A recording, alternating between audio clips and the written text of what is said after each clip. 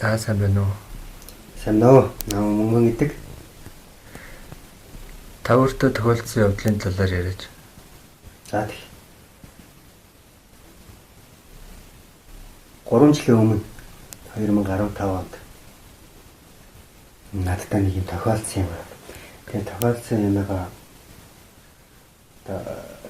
яагаад тохиолдсон бол гэдэг эрлэг сүүлийн 3 жил хийлээ л дээ.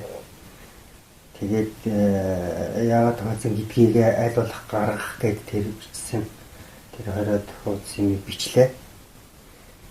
Тэн дээр мөн яаж батлаж болох вэ гэдгийг бичсэн байгаа. Энэ одоогийн мэдээж тэрэн дээр нэр орсон байгаа. Тэр хоёр хүн яагаад зураг агсныг хороосон талаар бас одоо бидний мэдүүлэхийг хүсдэггүй цаанаас их энэ одоо энэ төвд ажиллаад байгаа хүмүүсийг ярьдаг л. Тэр хүмүүсийн үйлдэлүүд энэ дан ганц зураг агсныг хэн алсан гэдэг байгаа талаар бас биш штэ. Цаана маш олон хүмүүсийг бидний мэддэггүй хүмүүсийг маш олон арваар нууцаар хөнөөсөн тийм зүйлүүдийг хийсэн байдгийн сүүлийн 98 оноос хойшоо тэргээ хүмүүс зориудаар мэдүүлэхгүй гэж төрийн нууцд оруулж төрийн нууц гэж материал оруулаад өөртөө батлаад нууга дарцсан байдгийн байлаа. Тэгээд яг тэр улмөрөөр ороод явж байгаа тохиолдсон маань тэр юм аа. Дээр гарлаа гэдэг нь дээд тэнгэрт очиод зураг агсантай уулзаад ирсэн. Уулзахтаа бас дээрэс нь бидний итгэл үнэмшилийг өгдөг тэнгэр шүтэн гэж юу болох. Бас дээрэс нь одоогийн энэ бууж ирээд байгаа 2000 оноос хойш бууж ирэх болсон онгодууд яагаад бууж ирэх болсон юм? Ер нь итгэл үнэмшил гэж юу юм? Бурхан тэнгэр гэж юу юм гэдгийг бас өөрөөсөө л олсон гэж боддгийг. Тэгээд яг тэрнийхээ дагуу тэр 20 тууц материалыг бичээд хүмүүст тараах гэж явж байгаа. Тэр нь миний өөрийн тэнгэрээс надад өгсөн үүрэг гэдэг гэж би өөрөө итгэдэг. Магадгүй хэн нэгэн тэрийг унших юм бол илүү ойлгох байхаа гэж бодож байна. Яг одоогийн бидний үндсэн хууль гэж яригадаад байгаа энэ цаасан дээр хараа бичсэн энэ юмны эсрэг юм шиг байгаа юм. Тэгээд одоо хэрвээ зүрх сэтгэлтэй хүн гэж байдаг бол уншаад үзвэл хууль гэж бас хаанаас юунаас гарсан гэдгийг бас мэдэх болов гэж дотроо итгэж байна. Таны энэ ярьж байгаа ярианд бид нар яаж итгэх вэ? Тийм. За итгэл гэдэг бол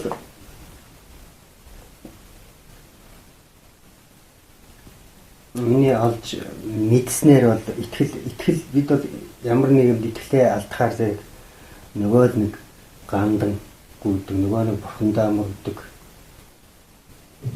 Уул нь итгэл гэдэг нь хүн өөрөө өөртөө итгэх ёстой юм байлаа л да. Тэр итгэлийг маань өгөө болгодог. Итгэлийг маань сулруулдаг хүчин зүйлэн хүн бас өөрөө юм билээ. Худлаа хэлдэг, хуурч мэлдэг хүний итгэл нь улам бүр унтсан байдаг. За тэгэхээр тэнгэрт очиод ирсэн хүний энэ яг үнэхээр тэгсэн гэдгийг нь тэнгэрт очиод ирсэн хүн л батлана. Өөрөөр хэлбэл яг би тэр юун дээр бичсэн байгаа. Нэг дээр нэмэх нэг тэнцүү 2 гэдгийг тэр тоог бодож сурсан хүн л энэ тийм ээ 2 гэж батлана. Яг үүнтэй ижлэр тэнгэрт очиод ирсэн хүнийг тэнгэрт очиод ирсэн хүнд батлана. Гэхдээ тийм хүнийг би хаагаад олохгүй байгаа болохоор зэрэг тэнгэрээс ирж байгаа хүмүүс бас батлж болох байхгүй да. Өөрөөр хэлбэл өмнө нь амьдарч исэн хүмүүс одоо ирээд байна да. Онгодууд. Энэ хүмүүс мань батлна бүгд. Хэрвээ за яаж батлах вэ гэдгийг та хэрвээ асуух юм бол хэрвээ танаа удамд хэрвээ таны мэддэг тийм улаач одоо онго тэнгэрүүд одоо юу гэдэг онгодоо их өвгдөг дээцүүдээ буулгадаг тийм хүмүүс байх юм бол тэн дээрээ явж очиод за энэ залууд ийм тохиолдсон юм байна. Энэ үний юм уу? Ийм байдгийн юм уу? Гэд онгодыг буулгаад асуух хэрэгтэй. Яг тэр үед нь яадаг гэвэл тэр онгод маань за энэ залууд ийм болсон гэдэг мэдээлэл авангуудаа дээшээ гараад миний дээд тэнгэртээ өөрөөр хэлбэл миний өвөө хэмээн бүгд дээр байгаа шүү дээ. Одоо өөд болсон гэж ярьдаг шүү дээ. Өөдөө явцсан гэж ярьдаг та. Тэр шиг дээшээ явцсан дээд тэнгэрт байгаа байхгүй юу? Дээд тэнгэрт байгаа миний удмаас танах хүүхд чинь ингэсэн юм уу гэдгийг нь очиод мэдчих болдог. Нэгдүгээр. Хоёрдугаар гэх юм бол дээшээ тэнгэрт гараад миний нөгөө очиж уулцсан гэсэн хүн маань одоо зориг агсан.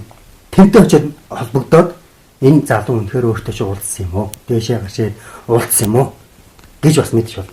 Хоёр талаар. За гуравдугаар манай одоо нөгөө тэнгэр шүтэн гэж яриад байгаа. Уг нь хүн бүхэн тэнгэртэй. Харин тэргээ мэддэг болохоос биш. За тэр би өөрөө дээшээ гараад уулзсан юм биш ээ. Өөрөөр хэлбэл намайг дээшээ гаргаад уулзуулсан одоо бидний тэнгэр шүтэн гэж ярьдаг тэр тэнгэр маань намайг дээшээ гаргаад уулзуулсан. Энд дээр бас нэг юм ярихад бид л мэдгүй болохоос биш бурхан тэнгэр бүгдээрээ л бидний доор хин хаана юу хийж байна, хин үнэн зүйлийн төлөө явж байна, хин зөв зүйлийн төлөө явж байна, хин юу тэд бүгдийг мэддэг. Тэд хүний бодлыг мэднэ, үйлдэлийг мэднэ, үг яриаг бүгдийг сонсдог. Хэнийг дээшээ гарах уу гэдэг нь харин гагцхүү тэнгэр л мэднэ. Тэгж мэдээд гаргасан юм болов уу гэж би сүүлд ухаарч ойлголоо. Тэгэхээр гурван янзаар онгодууд маань тайж өгч болох нь байна. Тэгээд тэнгэрээс мэдээлэл авч болох юм байна. Тэнгэрээс гэдэг нь одоо намайг дээшээ гаргасан тэнгэрээс мэдээлэл авч болох нь байна. За миний мэдээж удмын онгод шүтэнүүдээс мэдээлэл авч болох нь байна. Өөрөөр хэлбэл миний өвөг дээжээс гэсэн үг. Гуравдугаар зориг агснаас өөрөөс нь очиод мэдээллийг авч болох нь.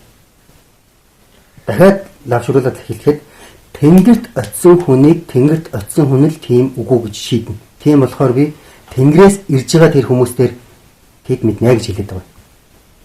Тогшоод үз. Таныг ийм юм ярих нь танд ер нь ямар ашигтай юм бэ? Жишээ нь одоо таны одоо хэн нэгэн хүн ийм юм яриад таач гэж гуйсан ч юм уу, мөнгө өгж захиалсан ч юм уу, хэн нэгнийг гүтгээтгэж гэж хэн нэгэн таныг одоо ингэж ятгсан ч юм уу, одоо хөдөлтөж авч хуурамч юм яриулах гээд байгаа ч юм болов гэж хүмүүс хардах байх л та. Танд ер нь та яагаад ийм сэдвээр ярих болов? Яагаад энийг ингэж зоригтой ингэж хэлэх болов? Маш гоё асуулт. Тэгэхээр за хинэгний тийм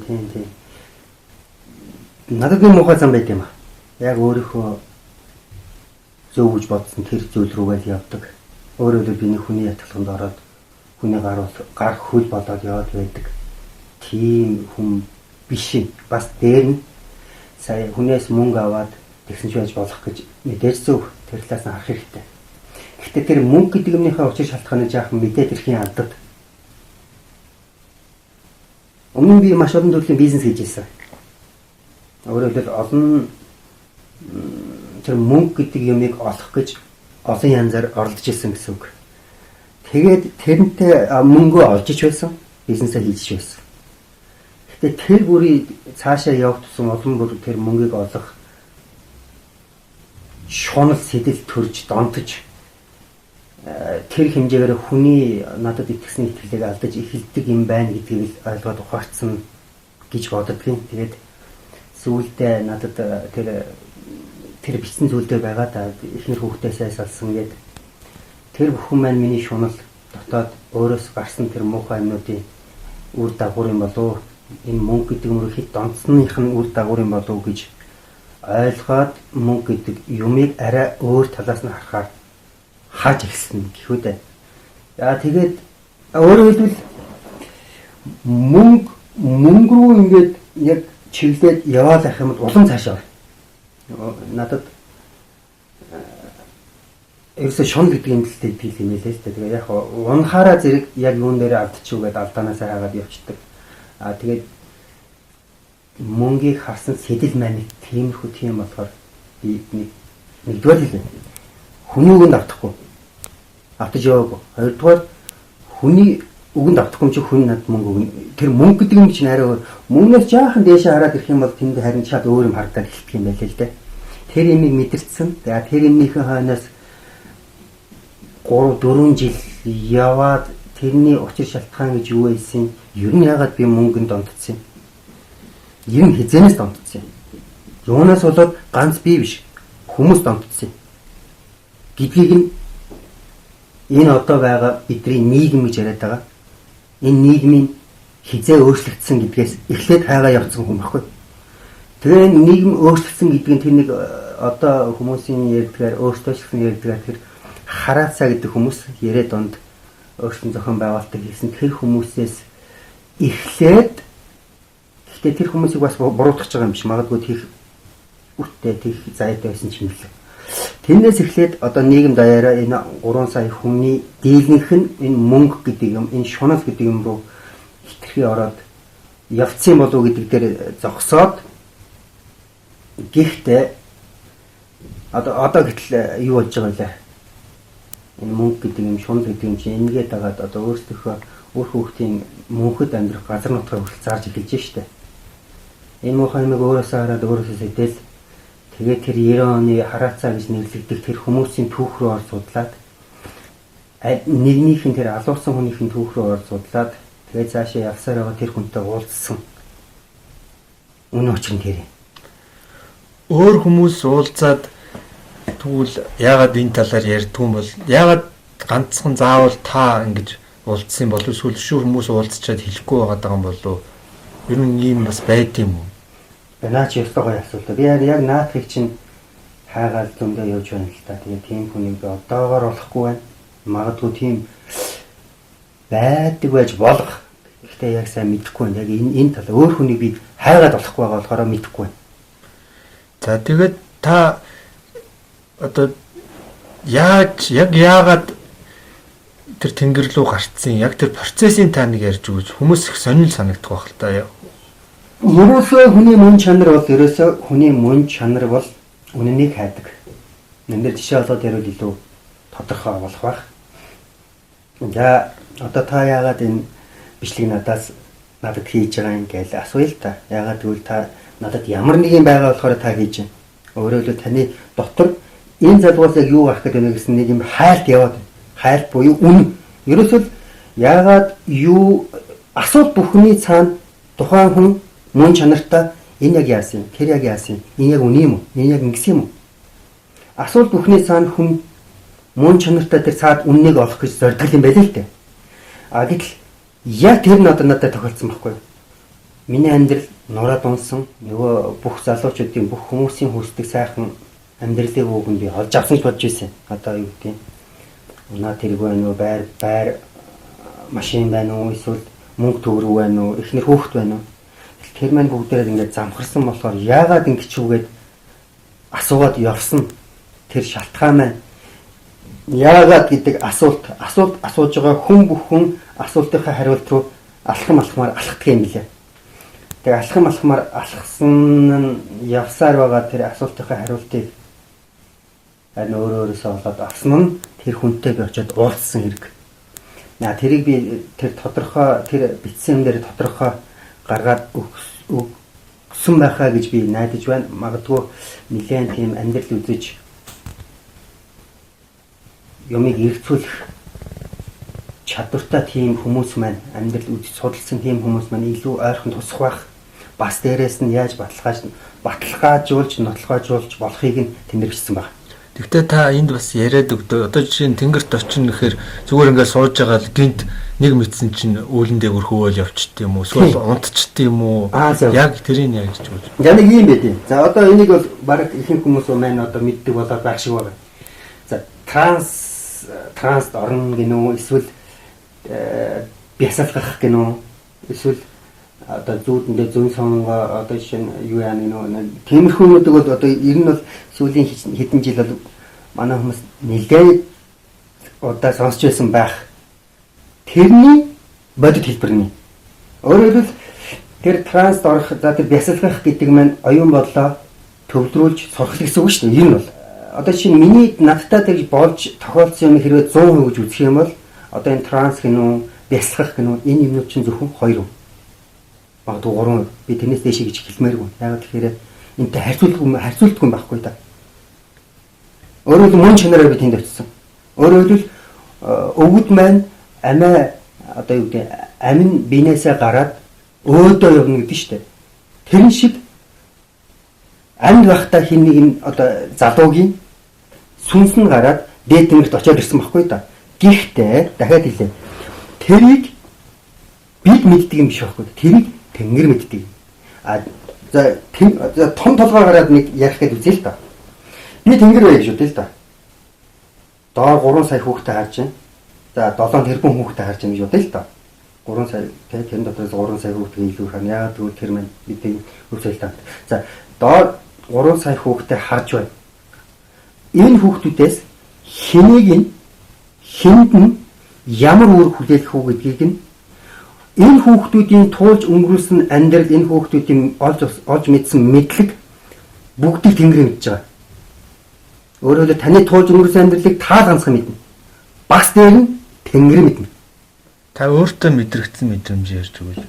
Маш хайр, маш их итгэл, маш их ерөөсөө бидний нөгөө хардггүй юм шүү дээ. Хүн хүүхдэд хайрлаж яах гэж ярьдаг. Гэхдээ тэр хайр нь харагддаг. Тэрний илрэл болж хүүхдэд дулаахан хувц авч өгдөг. Гэхдээ дээд ертөнц буюу тэр бидний яриад байгаа тэнгэрт тэр хайр, итгэл, сэтгэл, зориг, хүч чадал юу вэ? Тэр юм чинь бүгдээ харагддаг. Тэр юмнууд чинь тэр хүний хүмүүсийн өмнө нь амьдарч байсан бидний өвгд ийцэн бий нь болж байна.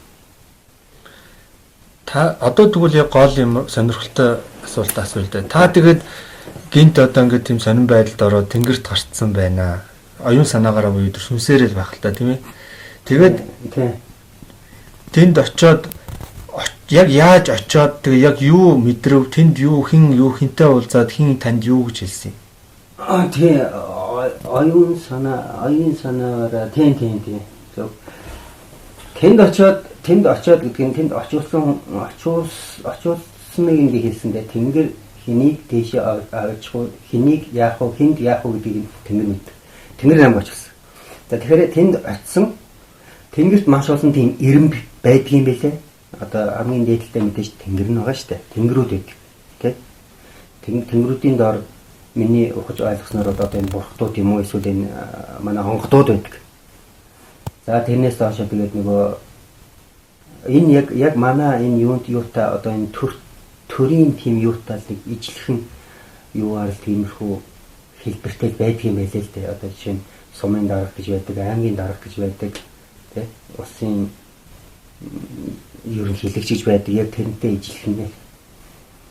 Тэр сумын дарга сумынхаа хүмүүсийг хариуцдаг, багийн дарга багийнхаа хүмүүсийг хариуцдаг гэдэг шиг багийн дарга багийнхаа хүмүүсийг хариуцдаг гэдэг нь өөрөөр хэлбэл энд байжгаад өнгөрсөн хүн дээшээ гарлаа гэхэд тэр багийн даргын хэмжээнд очисон хүмүүсийг одоо сахиус гэдэг юм болоо гэж би ухаарад байгаа шүү дээ.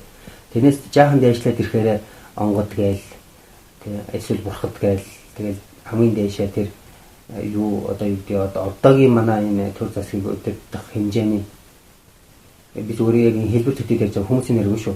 Яг энэ имийг нь болохоор усын өдөрдөх төвшин тэрийг нь болохоор тэнгэр гэдэг юм бол амартаач ийм хүмүүс ингэж хийсэн тэрийг нь тэр үед нь тэгсэн гэдгийг тэр бичсэн юм дээр гаргаад өгсөн байгаа. Ер нь бол сүүлийн 90 тоноос хойш явсан энэ зам бол яг багцгүй заавал орох ёстой зам байсан уу гэж байсан л байх гэж би боддог. Ягаад гэвэл тэр хүмүүсийг тэр хараацаа гэж яриад байгаа тэр яригдсан тэр хүмүүсийг одоо ч өөрсдөө яриад байгаа тэр хүмүүсийг тухайдаа би үнэхээр зөв юм хийсэн байхаа гэж боддог. Гэхдээ тэг ингэж 20 хэдэн жил явах шаардлагагүй байсан. Магадгүй 5 ч юм 10 жил яваад ухаарад дахиад шинээр юу гэдэг тэр шинэ үндсэн хуулиач гэдэг юм уу шинэ өөрсөндөө тохирсон төрөө байгуулад явах тэр боломж нь тэр хүмүүст байсан ганцхан хийгээгүй. Гэхдээ тэгэх гэж оролцсон хүнийгээ эднэр хорлцсон байхгүй.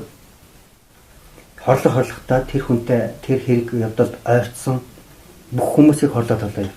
Нууцаар хөнөөсөн гэсэн үг шүү дээ. Маш олон хүмүүс юм. 10-20-оор нь яригдана. Тэгвэл та яг өөрийнхөө дүгнэлтийг биш зөвхөн тэр тэнгэрт гараад сонссон тэр хүмүүсийн хэлсэн эсвэл тэр зориг агсны хэлсэн зүйлийг л бидэнд хэлж өгөөч.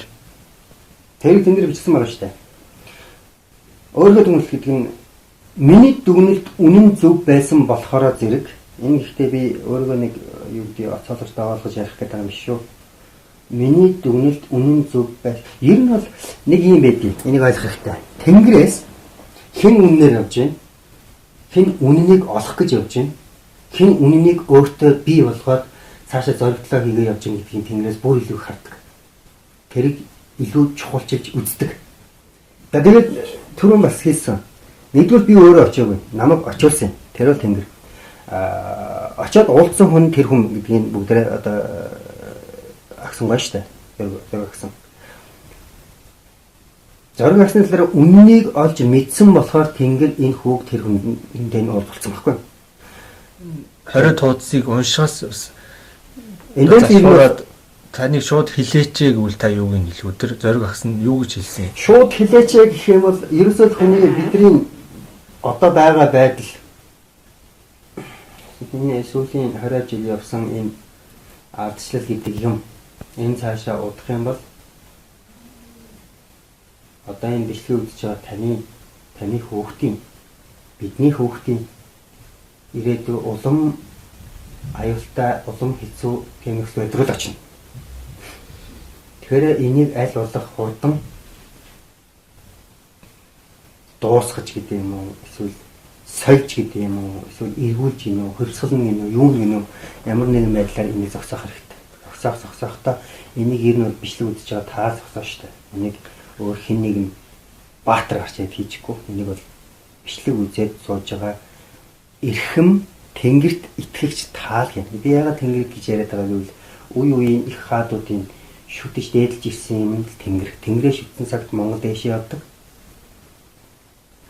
Тийм болохоор л энэ би хаадын үгээр л тэнгэр гэж яриад байгаа. Их түүх дотор бүгдэнд нь байгаа шүү дээ. Үеийн хаадууд бүгдээрээ л үе үеийн сэргэн мандалт, Монголын сэргэн мандалт бүгдээрээ л тэнгэртэй холбоотой байдаг. Тэнгэрээ шүтсэн цагт бид явах хэрэгтэй зүрөө яв. Тэгээд хийх хэрэгтэй юм хийн. Түүний үр дагаврыг бүр хөөхд амсан. Тэнгэртэй л тэрийг хийх гэдэг. Энэ сая зориг агсныг хөнөөсөн 3 хүн баригдаад шоронд ороод одоо ялаа авчаад байж байгаа. Тэр 3 хүн зориг агсны хөнөөс юм уу?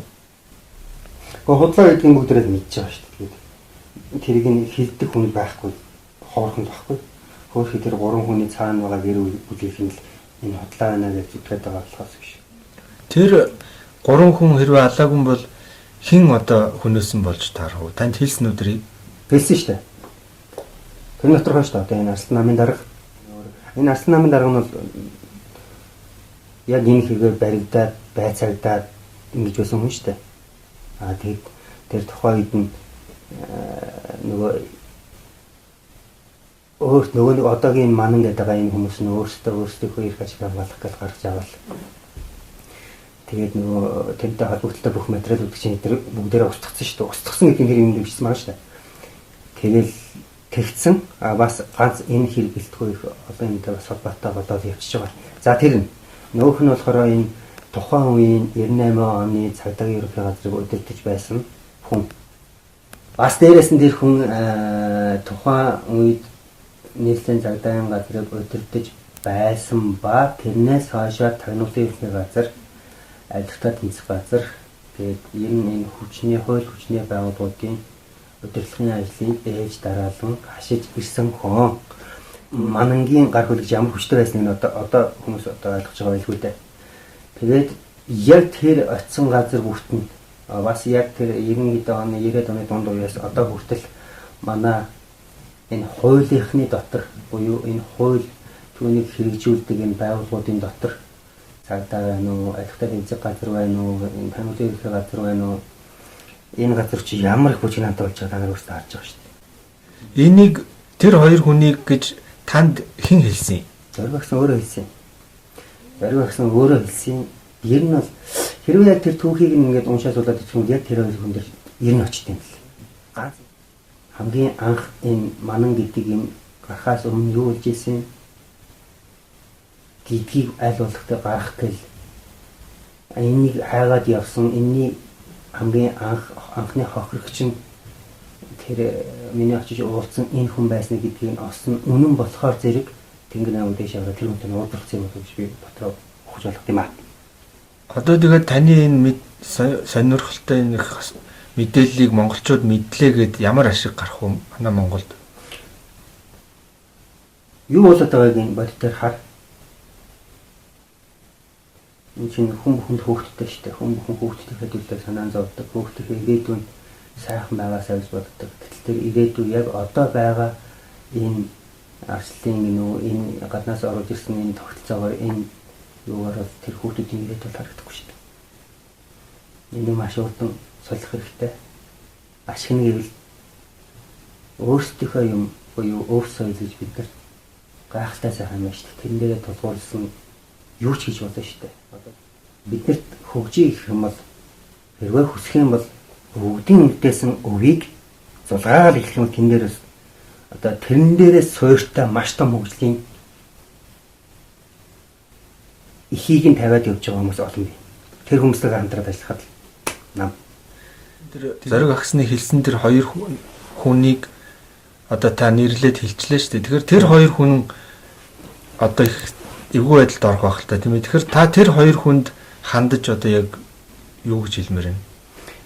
Тэр хоёр хүн байна. Тэр цаана байгаа хүмүүс байна. Энэ хүмүүс бүгдэнд нь хандаад хэлэхэд үүлийн үр гэж юм биш үү? Үүлийн үр гэнэ харуугийн зам гэнэ. Ийм би байгаа шүү. Та нарын хийсэн юмнуудыг чинь хариу хийсэн юм чинь тэр чигээрээ бүгдээр хадгалагдаад хоримтлагтай байж дээ шүү. Магадгүй өнөөдөр та мөнгөтэй болоод тэр юмнаас зугатаад гарч болно. Эсвэл ямар нэгэн байдлаар хүчээр цагдаас эргээр энэ бүхний зогсоолгоч бас болно. Гэхдээ нэгэнтэй л өвгдийн оршин байгаа тэр газар руу хизээнэ цагт очих юм байна. Хизээнэ цагт миний хэлсэн үнэн гэдгийг нь хизээнэ цагт эрт орой хизээнэ цагт мэднэ. Уг нь тэр хоёр хүн өөрсдөө мэдж байгаа шүү дээ. А тэгвэл мэдж байгаа юм би ингээд одоо юу гэдэг баталж нотлаад яриад шүү дээ. Арт өмнөхөө өмнө зоригтой гарч яад уушлал гочих. Өөрийн алдсан алдаагаа бүр хүүхдүүдтэй өгөхгүй гэж монголчууд зүтгэдэг байхгүй да. Тэгээд өвгдөөс биднээс нөгөө үгийг сонсдог нь тэр учраас. Өвгөд маш их мэдлэг судлуулсан, маш их алдаж үтсэн, маш хонж үтсэн. Тэр шиг алдаж үтсэн хоёр хүн гээл тэр хоёр хүнийг харчих юм бол тэр хоёр хүн ч гэсэн тэргээр хүлээж аваад уушлаараа битээр алдсан юм аа. Тэгээ хэлчих юм бол энэд эн чинь монголчууд маш том бэлэг байхгүй. Тэр талаас нь харах юм байна шүү дээ. Хүн бүхэн за яах вэ? Нэгэнтээ харин яг энэ дээрээс чинь эхлээд нөгөө нэг одоо юу гэдэг одоо жишээ нь тэр хоёр хүн дээр би яг дахиад жишээ олгоод ярихад маш их мэдлэг зөвлөсөн байгаа шүү дээ. Одоо буруутлагын жишээ хичнээн тийм. Өдөө 20 хэдэн жил нуудаад ингээд яваад ирлээ шүү дээ.